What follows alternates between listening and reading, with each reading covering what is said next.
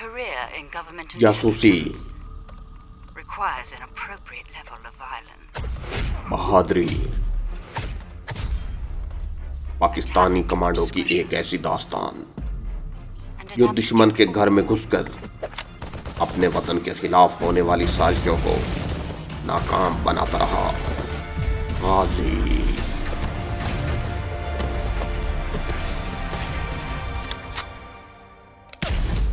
मैंने कमाद की बरियों में लेटे लेटे अपनी जैकेट की अंदरूनी जेब में हाथ डालकर देखा। मेरी जेब में नोट मौजूद थे। गोलकंडा दक्कन के जानबाज मुजाहिदों ने हमें काफ़ी पैसे दे दिए थे। मैं अमृतसर के किसी ऊंचे दर्जे के होटल में ठहर सकता था। ऊंचे दर्जे के होटल में पकड़े जाने और सीआईडी का खतरा छोटे होटलों की निस्बत कम होता है। मैंने अमृतसर जाने का फैसला कर लिया। अब मैं चाहता था कि कोई ऐसी सड़क आ जाए जिस पर लारियां वगैरह चल रही हों तो गड्ढे से उतर जाऊं और मुनासिब मौका देकर अमृतसर जाने वाली किसी लारी में बैठ जाऊं। मेरा ये ख्याल था और किसी हद तक ये ख्याल दुरुस्त भी था कि जलंधर पुलिस की सारी तवज्जो जलंधर कठुआ रोड की तरफ होगी। गड्ढा खेतों में से होता हुआ चला जा रहा था। वो जिस जाविये पर जा रहा था उससे मैंने यही नतीजा निकाला था कि गड्ढे का रुख होशियारपुर की तरफ नहीं है बल्कि अमृतसर करतारपुर की तरफ है। ये रूट मेरा जाना पहचाना था। मैं थोड़ी देर बाद कमाद की बरियों में से सर निकाल कर देख लेता था। एक बार बाहर देखा तो बाएं तरफ दरख्तों की कतार दूर तक जाती नजर आई। ये कोई बड़ी सड़क भी हो सकती थी। गड्ढा उसी तरफ जा रहा था। शायद गड्ढे को भी उसी बड़ी सड़क पर जाना था। दिन की रोशनी थी, धूप निकली हुई थी। सर्दी से बचने के लिए मैंने जैकेट के बटन बंद कर रखे थे और मुर्दे की तरह कमाद में पड़ा था। अचानक मुझे सड़क पर से गुजरती किसी बस के हॉर्न की आवाज़ आई। मैंने सर उठाकर देखा तो गड्ढा सड़क वाले दरख्तों के करीब पहुंच चुका था। मुझे यहाँ उतर जाना चाहिए था। मैंने आसपास के खेतों में निगाह डाली। करीब कोई नहीं था। दूर दूर खेतों में कुछ सिख किसान काम कर रहे थे। मैंने अपने आप को कमाद की भरियों में से निकाला और जानवर की तरह घुटनों के बल चलता गड्ढे के पीछे आया और नीचे छलांग लगा दी। खुदा का शुक्र है कि मुझे ज़्यादा चोट नहीं लगी क्योंकि गड्ढे पर लदा कमाद काफ़ी ऊंचा था। ज़मीन पर गिरते ही मैं जल्दी से उठा और गड्ढे से दूर होकर सड़क की तरफ चलने लगा। मैंने सड़क को पहचान लिया। यह जलंधर से अमृतसर जाने वाली जीटी रोड थी। थोड़ी देर बाद कोई न कोई बस, लारी और ट्रक गुजर जाता था। मैं जलंधर से ज़्यादा दूर नहीं था, इसलिए मेरा जलंधर से आने वाली किसी लारी या बस में सवार होना खतरे का बायस बन सकता था। इस बात का भी इम्कान था कि पुलिस सड़क पर किसी जगह चेकिंग कर रही हो। मैंने सोचा कि मुझे कम से कम करतारपुर तक यक्के पर सफ़र करना चाहिए। सड़क से हटकर कच्चा रास्ता था जिस पर यक्के गांव की सवारियां लेकर चलते थे। मैं सड़क छोड़कर उस कच्चे रास्ते पर आ गया। पीछे से एक यक्का आ रहा था, सवारियों से भरा हुआ था, अगले गांव जा रहा था। सिख कोचवान ने मुझे जगह निकालकर यक्के पर बिठा लिया। उस यक्के पर बैठकर मैं अगले गांव पहुंचा। वहां से दूसरे यक्के पर बैठकर उससे अगले गांव जा पहुंचा। दूसरे गांव से मुझे एक खस्ता हाल लारी मिल गई जो करतारपुर तक जाती थी। सारे मुसाफिर देहाती सिख थे। मैं उसमें बैठ गया। लारी गर्द उड़ाती, शोर मचाती, कच्चे रास्ते के गड़ों पर उछलती मामूली रफ्तार के साथ चली जा रही थी। मैं उसमें महफूज था। हम जीटी रोड से बहुत दूर हटकर जा रहे थे। रास्ते में कई गांव आए। हर जगह से एक ड्राइवर सवारियां बिठाता चला गया। लारी की छत पर भी मुसाफिर चढ़े हुए थे। काफ़ी देर बाद लारी करतारपुर पहुंची। अमृतसर और जलंधर के दरमियान ये एक बड़ा कस्बा था। अब तो तरक्की करके ये छोटा सा शहर बन गया है। उसका रेलवे स्टेशन भी है। करतारपुर से मैंने रेलगाड़ी पकड़ी और अमृतसर आ गया। रास्ते में कोई पुलिस वाला दिखाई न दिया। मैंने डब्बे में सवार होकर एक एक मुसाफिर का बड़े गौर से जायजा लिया। उनमें कोई भी सीआईडी का आदमी नहीं था। जैसा कि मैं पहले बयान कर चुका हूं और आपको याद होगा कि अमृतसर में हमारा एक कश्मीरी मुजाहिद जहाद कश्मीर के लिए खुफिया तौर पर काम कर रहा था, मगर जब मैं उसके मकान पर पकड़ा गया था तो पुलिस ने उसे भी हिरासत में ले लिया था। अमृतसर में उस वक्त पहुंचा जब सूरज गरूब हो रहा था। मुझे याद आ गया कि अपने कश्मीरी मुजाहिद ने एक बार अमृतसर से बाहर एक बस्ती में मुझे अपने एक साथी मुजाहिद से मिलवाया था। मैंने रुपोशी की एक रात उसके मकान पर गुजारी थी। मैंने सोचा कि होटल में ठहरने से बेहतर है कि मैं दूसरे मुजाहिद के पास चला जाऊं। हो सकता है वो मुझे कश्मीर पहुंचाने में मेरी मदद कर सके। स्टेशन से बाहर निकलने के बजाय मैं लाइनों लाइन शरीफपुरे की तरफ चल पड़ा। तकसीम से पहले शरीफपुरा मुसलमानों की बस्ती थी, मगर अब वहाँ सिख आबाद थे और उन्होंने उसका नाम सिंहपुरा रख दिया था। मुझे शरीफपुरे से भी आगे जाना था। सर्दियों की शाम की आमद थी। शहर के मकानों पर धुंध छाने लगी थी। मैं जैकेट के बटन ऊपर तक बंद किए रेलवे लाइन के साथ साथ चला जा रहा था। ये मैं आपको नहीं बताऊंगा कि मैं रेलवे लाइन पर कहाँ तक चलता गया। जगह मेरी जानी पहचानी थी। एक जगह मैं रेलवे लाइन से उतरकर मैदान से गुजरने लगा। यहाँ भी धुंध छाई हुई थी। कुछ दूर आबादी के मकानों में और कहीं कहीं रोशनियाँ हो रही थीं। मैं अपने साथी मुजाहिद के मकान पर पहुंच गया। उसने मुझे पहचान लिया, इशारे से ऊपर जाने को कहा और दरवाजे की एक तरफ हो गया। ऊपर वाले कमरे में चारपाई पर बिस्तर बिछा हुआ था, लिहाफ भी पड़ा था। मैं चारपाई पर बैठ गया। उसने आते ही पहला सवाल यही पूछा कि मुझे आते वहाँ किसी ने देखा तो नहीं। मैंने कहा, जहाँ तक मुझे याद है मुझे किसी ने नहीं देखा। तुम्हारी गली बिल्कुल खाली थी और मेरे पीछे भी कोई नहीं लगा हुआ था। वो मेरे सामने वाली चारपाई पर बैठ गया और बोला, तुम इस वक्त कहाँ से आ रहे हो? मैंने उसे मुख्तसर अल्फाज में सारी दास्तान बयान कर दी और वो कहने लगा, तुम पहले कुछ खा पी लो, फिर बात करते हैं। वो बावर्ची खाने में गया और मेरे लिए प्लेट में चावल और शलजम गोश्त डालकर ले आया। मुझे भूख लग रही थी।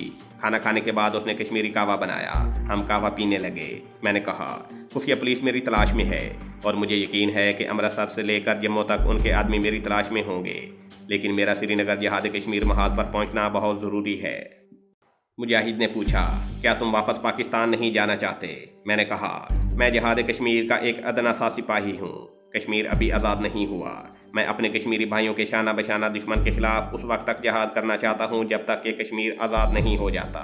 वो बोला, माशाल्लाह माशाल्लाह। खामोशी से कावे के एक दो घूंट पीने के बाद उसने प्याली रख दी और फिर मेरी तरफ देखकर बोला, श्रीनगर जाने की दो ही सूरतें हैं, या तुम रेलगाड़ी से निकल जाओ या बस में बैठकर सफ़र करो।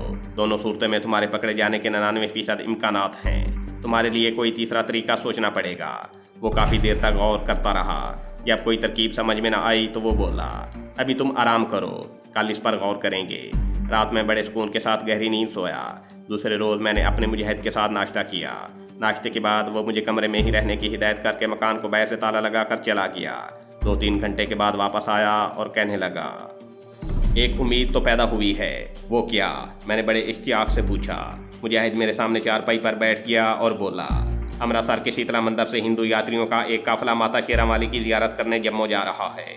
मुझे मालूम है कि तुम हिंदुओं के रस्म व रिवाज को खूब अच्छी तरह जानते हो और 2-1 बार साधु का भेष भी बदल चुके हो। तुम्हारे जम्मू पहुंचने की सिर्फ एक ही सूरत है कि तुम माता शेरावाली के साधु बनकर उस टोली में शामिल हो जाओ। इसमें सिर्फ और सिर्फ तुम्हारी होशियारी और तजर्बाकारी की ज़रूरत होगी कि तुम अपने आप को किस तरह छुपाते हो। बस तुम्हारा यहाँ से निकलने का यही एक चांस है।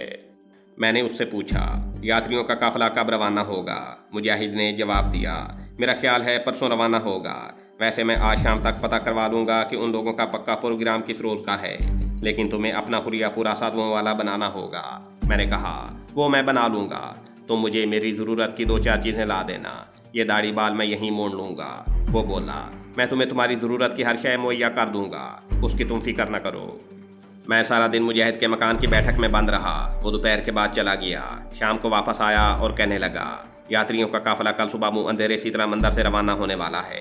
तुम्हें आज रात पूरी तैयारी कर लेनी चाहिए। मैंने कहा, मैं अभी तैयारी शुरू कर देता हूँ। मैंने गुसल खाने में जाकर दाढ़ी मूँछों को पहले कैंची से काटा, फिर साबन लगाकर पूरी शेव कर डाली। सर के बाल पट्टों की शक्ल में थे, वो मैंने रहने दिए। मुजाहिद उसी वक्त बाजार चला गया और मेरे लिए बाजार मई सेवा से गले में डालने के लिए मनकों के 3-4 हार और केसरी रंग का 10-12 गज कपड़ा ले आया। हमने कपड़े को फाड़कर उसकी एक धोती तैयार की। वो मेरे लिए एक छोटा त्रिशूल भी लिफाफे में छुपा कर ले आया था। मैं जब ये सारा लिबास जेब तन करके और माथे पर माता शेरावाली के पुजारियों की 3 सुर्ख लकीरें डालकर तैयार हो गया तो मुजाहिद ने मुझे ऊपर से नीचे तक देखा और कहा, तुम बिल्कुल माता शेरावाली के पुजारी लगते हो। मेरे पास जो थोड़ी बहुत रकम थी वो मैंने कपड़े में डालकर चोले के अंदर कमर के साथ लपेट ली थी। मुजाहिद ने कहा, अब तुम आराम करो, मैं सुबह मुँह अंधेरे तुम्हें जगा दूंगा। यात्री शीतला मंदिर से पूरे 4 बजे रवाना होंगे। मैं तुम्हें 3 बजे जगा दूंगा। मुझे नींद बिल्कुल नहीं आ रही थी, फिर भी थोड़ा बहुत सो गया। पूरे 3 बजे मुजाहिद ने मुझे जगा दिया। मैंने हाथ मुँह धोकर माथे पर सुर्ख रंग की लकीरें दोबारा डाली। साधुओं के भेष में पहले ही से था। मेरे पाँव में जोगर शूज थे, वो मैंने वहीं उतार दिए, क्योंकि मैं रिवायती साधुओं की तरह नंगे पाँव यात्रा करने जाना चाहता था। मुजाहिद ने मुझसे मुसाफा किया और कहा, तुम्हें शीतला मंदिर का पता ही है कि वो कहाँ है। बस वहाँ पहुँच जाओ और यात्रियों के काफिले में शामिल हो जाओ। खुदा तुम्हारा मुहाफिज व मददगार हो। मैं अपने मुजाहिद से रुखसत होकर बस्ती की गलियों में से गुजरता हुआ जीटी रोड पर आ गया। सर्दी काफ़ी पड़ रही थी। भूरे रंग का मैला सा कंबल मुजाहिद ने मुझे दे दिया था, जिसे मैंने अपने कंधे पर डाल लिया था। सर्दियों की रात का पिछला पैर था। कोहरा फैला हुआ था। जीटी रोड खाली थी। मैंने सीढ़ियों वाले पुल की तरफ चलना शुरू कर दिया। शीतला मंदिर हाथी दरवाजे के बाहर रेलवे के रीगो बुर्ज से पहले आता था। रीगो बुर्ज गोलबाग के अकब में था। सीढ़ियों वाले पुल के पास भी मुझे एक रिक्शा मिल गया जो स्टेशन की तरफ जा रहा था। मैंने त्रिशूल उठाकर बुलंद आवाज में बड़े रोब से कहा, हम माता शेरावाली की यात्रा को जाते हैं, हमें शीतला मंदिर पहुंचा दो, तुम्हारा बड़ा पुण्य होगा। ज़ईफ़ुल एतकाद हिंदू रिक्शा ड्राइवर ने बड़े अदब से मुझे बिठाया और शीतला मंदिर पहुंचा दिया। शीतला मंदिर में खूब रोशनी थी, शंख बज रहे थे, डल खड़क रहे थे। एक तरफ यात्रियों का काफिला आग का अलाव रोशन किए बैठा था। उनमें साधु लोग भी थे और आम शहरी भी थे। आम शहरियों की तादाद ज़्यादा थी, उनमें सिख भी नज़र आ रहे थे। ये सब माता शेरावाली के श्रद्धालु थे। उन्होंने बंधे हुए बिस्तर और दूसरा सामान भी साथ रखा हुआ था। मैं जय माता शेरावाली का नारा लगाकर अलाव के गिर्द बैठ गया। मालूम हुआ कि यह काफिला 3 ट्रकों में जा रहा है। काफिले में हिंदू सिख औरतें भी थीं। पाँव फूट रही थी कि सारे यात्री ट्रकों में सवार हो गए। मैं भी एक ट्रक में बैठ गया। मैं थोड़ी थोड़ी देर बाद जय माता शेरावाली का नारा लगा देता था। जब मैंने महसूस किया कि दूसरा कोई साधु नारा नहीं लगा रहा तो मैं भी खामोश हो गया। ट्रक चल पड़े। ये इतना लंबा सफ़र नहीं था। अमृतसर से हमें वाया कादियाँ, बटाला और गुरदासपुर जम्मू के इलाके में दाखिल होना था। मैंने बड़ी होशियारी से जायज़ा ले लिया था। वहाँ पुलिस का कोई सिपाही नहीं था। CID वाला हो तो मैं कुछ नहीं कह सकता था। अगर CID का आदमी साथ था तो मुझे उससे होशियार रहना था। बहरहाल मैं पूरी तरह से चौकन्ना था। ट्रक में सवार यात्री उस वक्त तक माता शेरावाली के भजन गाते रहे जब तक कि काफिला अमृतसर शहर से बाहर निकलकर बटाला होशियारपुर जाने वाली सड़क पर नहीं आ गया। पिछली रात के अंधेरे में मुझे यात्रियों के चेहरे साफ दिखाई नहीं दिए थे। जब सूरज की रोशनी चारों तरफ फैल गई तो मैंने अपने ट्रक में सवार यात्री मर्दों का जायजा लिया। सब आम शहरी थे, ज़्यादातर अधेड़ उम्र थे। उनमें से एक आदमी मुझे थोड़ा सा मशकूक नजर आया। यह भी अधेड़ उम्र का हिंदू था। सर पर ऊनी टोपी कानों तक पहन रखी थी। वो कंबल की बुक्कल मारे ट्रक के कोने में बैठा यात्रियों को बड़ी गहरी नज़रों से देख रहा था। उसकी गहरी नज़रों से मुझे भी उस पर शक पड़ गया। मैं भी उसकी तरफ देख रहा था। अचानक हमारी आंखें चार हुई तो मैं दूसरी तरफ देखने लगा। मैंने जय माता शेरावाली का हल्का सा नारा लगाया और कुन अखियों से उस आदमी की तरफ देखा। वो बराबर मुझे घूर रहा था। मुझे यकीन हो गया कि ये खुफिया एजेंसी का आदमी है और उसके पास पिस्तौल ज़रूर होगा जो उसने अपनी सदरी वगैरह की जेब में छुपा लिया होगा। ये एक मुसीबत मेरे साथ लग गई थी, मगर मैंने उसका मुकाबला करने का फ़ैसला कर लिया और बड़े सुकून के साथ माता शेरावाली का भजन गुनगुनाने लगा और सर को बार बार हिलाने लगा। हमारे ट्रक बटाला पहुंचकर रुक गए। यात्रियों के काफिले के लीडर ने ऐलान किया कि यहाँ ढाबे में यात्री थोड़ा भोजन पानी करेंगे। यहाँ ट्रक खड़े थे, वहाँ करीब ही एक ढाबा था जिसके कांसी के बड़े गोल पतीले चमक रहे थे। फुलके पकाए जा रहे थे। एक पतीले में चाय पक रही थी। सब यात्री वहाँ बैठकर नाश्ता करने लगे। मैं भी एक तरफ बेंच पर बैठ गया। इतने में वही कंबल की बुक्कल वाला आदमी भी उसी बेंच पर आकर बैठ गया। वो मेरे करीब होकर बैठा था। मैंने महसूस किया कि वो मुझे बड़े गौर से देख रहा है। उसने मुझसे पूछा, महाराज आप कहाँ से आए हैं? मैंने उसकी तरफ जलाली नज़रों से देखा और बारोब आवाज़ में कहा, साधु सन्यासियों का कोई ठिकाना नहीं होता। हम आकाश पर उड़ते रहते हैं। माता ने बुलाया, हम आ गए। तुम क्यों पूछ रहे हो? उस आदमी के चेहरे पर मेरी रोबदार आवाज़ का कोई असर न हुआ। इससे ये बात साबित हो गई थी कि वो कोई आम यात्री नहीं है बल्कि खुफिया पुलिस का ही आदमी है। तो वो कहने लगा, महाराज मुझे लगता है कि मैंने आपको पहले भी कहीं देखा है, लेकिन मुझे याद नहीं आ रहा। मैंने त्रिशूल हवा में लहराते हुए संस्कृत के 2-4 श्लोक जो मुझे जुबानी याद थे बोले और कहा, हम अंतर्यामी हैं, हम हर जगह होते हैं। खुफिया पुलिस वाले ने हाथ जोड़कर कहा, सत बचन महाराज, सत बचन, यानी आपने जो कहा बिल्कुल ठीक कहा, बिल्कुल सच है। इसके बाद वो उठकर दूसरी तरफ चला गया। मैं समझ गया कि वो मुझे चुकन्ना नहीं करना चाहता और ये एहसास नहीं दिलाना चाहता कि उसने मुझे पहचान लिया है कि मैं साधु के भेष में कोई और ही आदमी हूँ। इतने में एक साधु बाबा मेरे लिए पूरियाँ, रोटी और भाजी लेकर आ गया। वो कहने लगा, महाराज आप भोजन नहीं करेंगे, ये लीजिए, मैं आपके लिए लाया हूँ, जय माता शेरावाली की। मैंने उससे डोना ले लिया और खाने लगा। इस दौरान मैंने बड़ी चालाकी से एक तरफ गर्दन मोड़कर देखा। खुफिया पुलिस वाला आदमी ढाबे के बाहर बेंच पर बैठा नाश्ता कर रहा था। मुझे उससे होशियार रहने की ज़रूरत थी। ये बला मेरे पीछे लग गई थी, लेकिन मुझे यकीन था कि अगर इसने कोई कार्रवाई की तो जम्मू पहुंचकर ही करेगा। थोड़ी देर के बाद यात्रियों का काफिला आगे रवाना हो गया। ट्रकों पर केसरी रंग के झंडे और झंडियाँ लगी हुई थीं। आगे होशियारपुर का मशहूर शहर था। यहाँ से जम्मू का नीम पहाड़ी इलाका शुरू हो जाता था। यहाँ भी ट्रक रुक गए। यात्रियों ने चाय वगैरह पी। जिस तरह खुफिया पुलिस वाले ने मुझे अपनी निगाह में रखा हुआ था, उसी तरह मैं भी थोड़ी थोड़ी देर के बाद कुन्नखियों से उसकी तरफ देख लेता था कि वो क्या कर रहा है। ज़्यादा खतरा यही था कि वो पुलिस को इतला न कर दे, मगर वहाँ अभी तक मुझे कोई पुलिस का सिपाही नज़र नहीं आया था। शायद इसलिए भी कि सर्दी ज़्यादा हो गई थी और सर्दी या हवा चलने लगी थी। किसी पुलिस वाले को क्या पड़ी थी कि वो यात्रियों के काफिले को आकर देखता। मैं बड़ा चौकस था और ये देखता रहता था कि कहीं CID वाला किसी से बात करके पुलिस को तो नहीं बुला रहा। अभी तक ऐसी कोई सूरत हाल पैदा नहीं हुई थी। मुझे यकीन हो गया कि ये शख्स जम्मू पहुंचकर मुझे पकड़वाने का इरादा रखता है। जिस तरह वो मेरी निगरानी कर रहा था उससे साफ जाहिर होता था कि वो मुझे फरार होने का मौका नहीं देगा। उसके पास पिस्तौल भी था। होशियारपुर से यात्रियों का काफिला चला तो पहाड़ी इलाका शुरू हो गया। आगे जम्मू का पहाड़ियों का सिलसिला था। यहाँ बादल छा रहे थे, सर्द हवा चल रही थी। मुझे साधुओं वाले ठंडे और नकाफी लिबास में सर्दी लगने लगी। मैंने कंबल लपेट लिया। दिन ढलने लगा था। जम्मू पहुंचते ही सूरज गुरूब हो गया। सीआईडी वाला अब शायद जानबूझकर मेरे ट्रक में नहीं बैठा था। वो मुझसे अगले ट्रक में था। वो नहीं चाहता था कि मुझे उस पर कोई शुबा हो। वो नहीं चाहता था कि पिंजरे के ऐन करीब पहुंचकर परिंदा उड़ जाए। मैं उसकी हिकमत अमली को खूब समझता था। मैंने भी सोच लिया था कि अगर मेरा शुबा दुरुस्त निकला और ये वाकई खुफिया पुलिस का आदमी है तो मैं उसे अपने ऊपर हाथ डालने का मौका ही नहीं दूंगा। लेकिन हकीकत यह है कि एक दड़का मुझे ज़रूर लगा हुआ था कि आखिर मैं दुश्मन मुल्क में हूँ और यहाँ पुलिस उनकी है, फ़ौज उनकी है, अवाम भी उनके हैं। कहीं मैं मारा न जाऊँ। जम्मू के मदाफ़ात में पहुँचने के बाद यात्रियों का जोश व खरोश बढ़ गया था।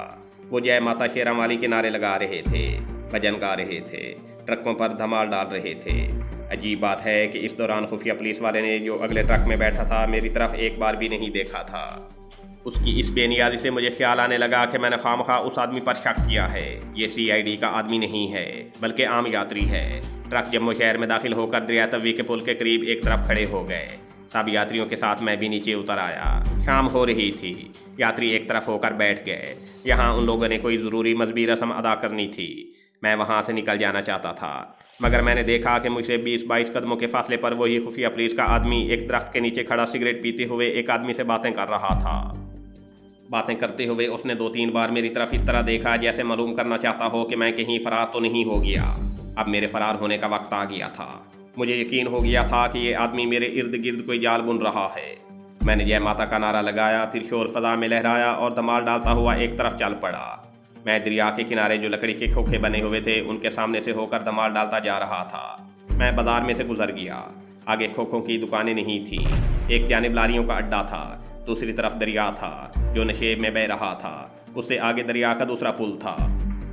मेरा प्रोग्राम ये था कि दरिया के पुल पर से गुजरकर मैं दरिया की दूसरी जाने वाली गुंजान आबादी में गायब हो जाऊंगा। जैसे ही मैं पुल की तरफ चला मुझे सामने से आदमियों के दौड़ने भागने की आवाज़ें आईं। इसके साथ ही किसी ने बुलंद आवाज़ में कहा, यहीं ठहर जा नकली साधु। मैंने उस तरफ देखा तो जिसका शक था वो ही हुआ। खुफिया पुलिस वाला अपने साथ 6-7 पुलिस के सिपाही लेकर सामने की जानिब से मेरी तरफ तेज तेज कदमों से बढ़ रहा था। सिपाहियों के पास राइफलें देकर मैंने एक फ़ैसला किया। ये मेरा आखिरी फ़ैसला था और फैसले पर मुझे फ़ौरन अमल भी करना था। मैंने कंबल और त्रिशूल एक तरफ फेंका और दौड़कर दरिया में छलांग लगा दी। मेरे खुदा, दरिया में गिरते ही मुझे महसूस हुआ जैसे मैं पिघली हुई बर्फ़ के समंदर में गिर पड़ा हूँ। दरिया में गिरते ही मेरा जिस्म सुन्न हो गया। मेरे ऊपर राइफलों के 3-4 फायर हुए। गोलियां मेरे इर्द गिर्द पानी में गिरी। मैंने गौता लगा लिया। पानी का रेला मुझे बहाता हुआ आगे ले गया। मैं पानी के अंदर तेज़ी से हाथ पांव चला रहा था, मगर पानी का बहाव मेरे हाथ पांव मारने की रफ्तार से ज़्यादा तेज़ था। पानी का बहाव मेरी मदद कर रहा था। मैं जितना सांस रोक सकता था रोककर आगे निकल रहा था। मुझे फायरिंग की आवाज़ बराबर आ रही थी। मैंने कमांडो की इब्तदाई ट्रेनिंग के दौरान सांस को ज़्यादा से ज़्यादा रोके रखने की बहुत मशक की थी। चुनांचे जब मैंने अपना सर पानी से बाहर निकाल कर पीछे देखा तो दरिया के पुल की रोशनियाँ पीछे रह गई थी। मेरे इतना आगे निकल आने में दरिया के तेज़ रेले का ज़्यादा हाथ था। अब मैंने तेज़ तेज़ तैरना शुरू कर दिया था। दरिया के किनारे ऊंचे थे। यहाँ दरिया एक बड़ी नहर की तरह का था, मगर चूंकि पहाड़ी इलाका था इसलिए दरिया आगे जाकर एक तरफ को तेज़ी से घूम गया। मैं भी दरिया की लहरों के साथ उस तरफ घूम गया और दीवानावार तैरता चला गया। रात के बढ़ते फैलते अंधेरे ने भी मेरी मदद की और मुझे बहुत जल्द मेरे दुश्मनों की निगाहों से छुपा लिया। मेरा जिस्म सर्द होकर सुन्न होता जा रहा था, मगर मैं हाथ पांव चलाता जा रहा था। मुझे एहसास था कि पुलिस मेरे पीछे दरिया का पुल पार करके दूसरे किनारे पर आ जाएगी। मैं दूसरे किनारे को भी देखता जा रहा था। यहाँ अंधेरा गहरा होता जा रहा था।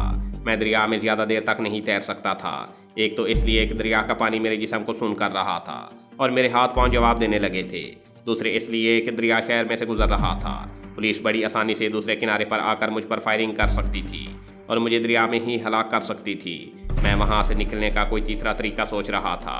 आखिर बहुत जल्द मुझे तीसरा रास्ता नजर आ गया। एक जगह बहुत बड़ा पाइप दरिया के किनारे से आगे को निकला हुआ था। उसमें से पानी गिर रहा था। ये पानी शायद ऊपर किसी बरसाती नाले में से आ रहा था। मैं तैरता हुआ पाइप के पास आ गया। पाइप का कुतर काफ़ी कुशादा था। मैंने दोनों हाथों से पाइप के किनारे को पकड़ लिया और फिर जोर लगाकर एक टांग पाइप के अंदर डाली और उस पर चढ़ गया। पाइप के अंदर आते ही मैं पाइप में आगे की तरफ झुककर दौड़ पड़ा। पाइप के अंदर मैं खड़ा नहीं हो सकता था, मगर झुककर दौड़ सकता था।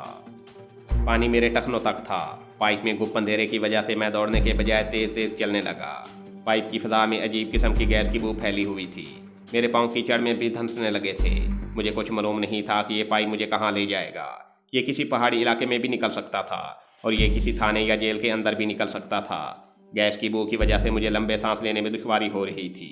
मैं छोटे छोटे सांस लेने लगा और आहिस्ता आहिस्ता आगे बढ़ने लगा। मैं पाइप की मेहराबी दीवार को थामकर अंधेरे में चल रहा था। पहले तो पाइप बिल्कुल सीधा चला गया था, फिर वो बाएं जानिब को मुड़ गया। गैस की बू ज़्यादा तेज़ होने लगी। अब मैं घबरा गया कि कहीं दम घुटने से मेरी मौत वाक़या ना हो जाए। पाइप का फर्श ऊंचा हो रहा था, जैसे चढ़ाई चढ़ रहा हो। मुझे ऊपर चढ़ने में दिक्कत पेश आ रही थी।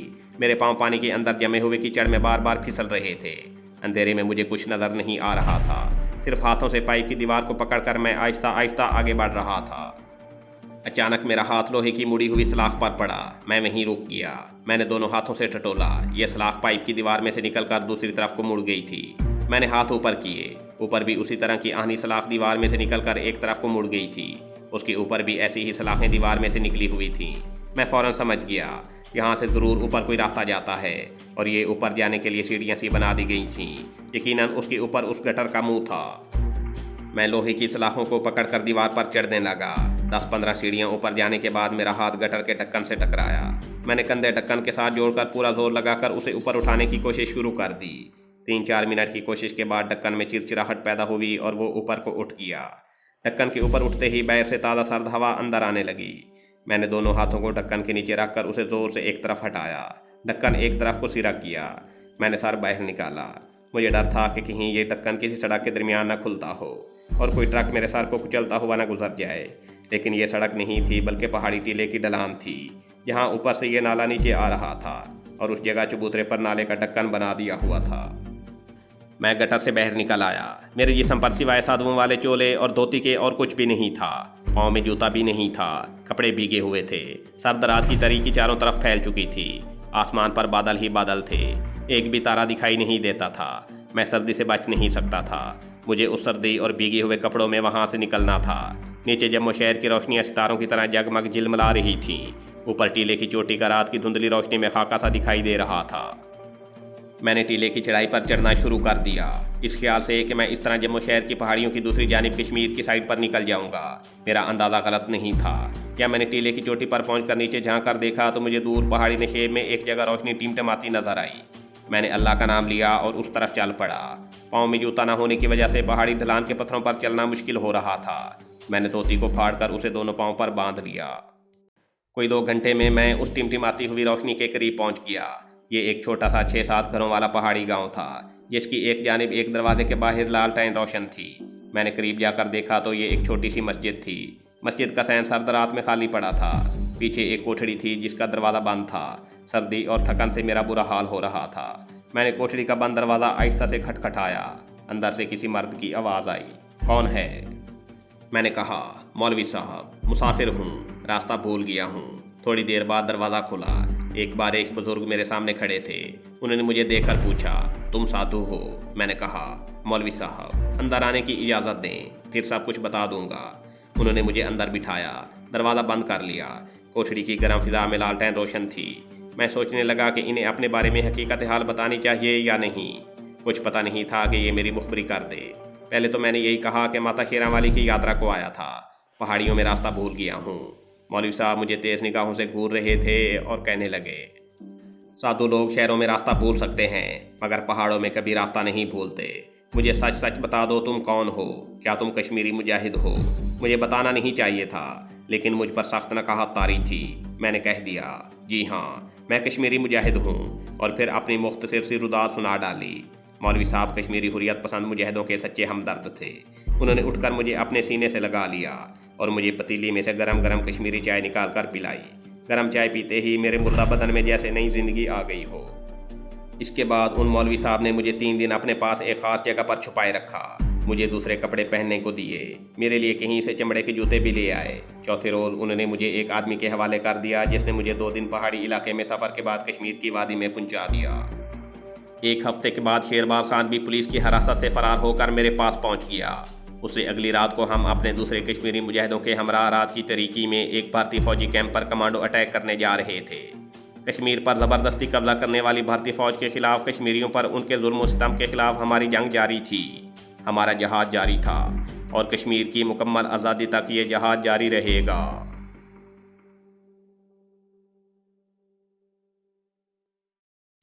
तो दोस्तों, ये थी इस कहानी की लास्ट एपिसोड। उम्मीद करते हैं कि ये कहानी आपको पसंद आई होगी और हम इसी तरह की एक और कहानी आपके लिए ला रहे हैं।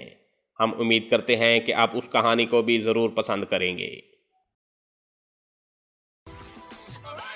ये थी हमारी आज की एपिसोड। उम्मीद करते हैं आपको हमारी ये कहानी पसंद आई होगी। तो जाने से पहले इस वीडियो को लाइक कीजिए और शेयर करना मत भूलिए। कमेंट करके हमें बताइए कि आपको हमारी ये वीडियो कैसी लगी।